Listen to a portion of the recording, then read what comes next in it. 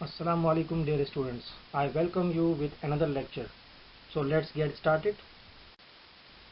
So dear students, today I am going to teach you from section grammar, lesson number 4, indefinite pronoun and adjective reciprocal pronoun. So let's get started. Dear students, as you can see a definition on your screen, indefinite pronouns and adjectives. So they are used to talk about people, places or things without saying exactly who, where or what they are. And however they may function as indefinite adjectives too. So indefinite pronouns, they are used to talk about people, places or things. So there is a list, as you can see. There are indefinite pronouns. So all, any, each, everyone, few, many, neither, none, nothing, several, some, somebody, everything and etc. So they are indefinite pronouns. So here are some examples. As you can see, number 1a, these cookies look good. Let us try some. So this is indefinite pronoun. And number B, let us try some cookies. So it is indefinite adjective. When we usually talk about direct one, so we say indefinite pronoun. When we use in indefinite adjective, so we use some with another noun. So it becomes indefinite adjective. As you can see, sentence 2. Each of these is important. It is indefinite pronoun.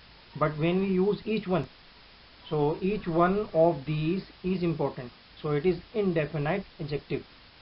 Sentence number 3. Both of them are clever. It is indefinite pronoun. When we use both boys are clever, so it becomes indefinite adjective. So indefinite adjective becomes when we use these words with noun. So they become indefinite adjective. Okay, so let's go further. Now dear students, let's talk about its further usage. As you can see, indefinite pronoun. An indefinite pronoun can stand for singular, plural or at times for both. The following list some indefinite pronouns terms that are commonly used. So you can see singular, plural, singular, anyone, anything, anybody, each, everybody, everything, either, everyone. So these words use for singular, and plural we use both, few, many, others, several. These words are used with plural noun. Okay, now let's see singular or plural. These words can be used for both, means all, some, none. These words are used for singular and plural as well. So here are some examples of all, some and none. For example, sentence number 1a, none of these concerns me. And number B, none of the children are here yet. So sentence number 1 is used for singular, and sentence number B, it is used for plural, children, as you can see. So second sentence, all of the work has been done. And sentence number 2b, all of them have left. So in sentence them is plural. Sentence 3, some of the food is badly cooked. And sentence number 3b, some of the students are brilliant. So students is a plural word, means plural noun. So here you can see all, some, none, they can be used for singular and plural as well. Now dear students, let's talk about reciprocal pronoun. Here is the definition. They refer to persons or things mutually affected by the action of the verb. So there are only two reciprocal pronouns, each other and one another. So each other is used when two items are involved, while one another is used for more than two items.